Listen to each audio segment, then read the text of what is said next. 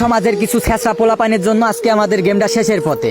মানে কিছু যদি কেউ ব্যাক নেয় কিংবা কোনো কিছু যদি হয় তাহলে বলবে যে আমাদের ওল্ড লিজেন্ড আর নাই, বাংলাদেশের গর্ব নাই, মালোমান নাই।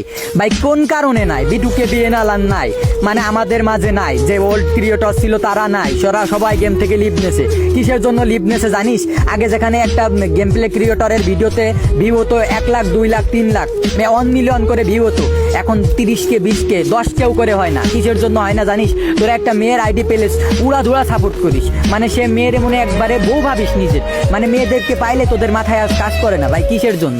যারা ভালো গেম প্লে করে তাদেরকে একটু সাপোর্ট কর, তাদের ভিডিও দেখ।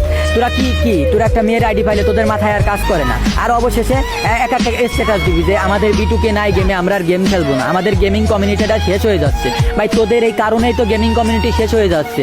যার গেম প্লে নাই, টিকটকে 2 দিন হলো না একটা মেয়ে আইছে, তার গেম প্লে বলতে কিছু নাই, ইউএমপিতে যাতা মারে 6 দিনে 6000 ফলোয়ার্স বানাইছে। কেমনে কি একটা মেয়ের কেন তোরা এমন সাপোর্ট করতেছিস? আবার যদি কেউ গেমিং কমিউনিটি থেকে লিভ নেই তখন বলবি আমাদের ওল্ড লিজেন্ড ব্যাক নিছে, আমরা আর গেমটা আর খেলবো না। ভাই তোদের মতো বেদব পোলাপানের জন্য আজকে গেমিং কমিউনিটিটা শেষ।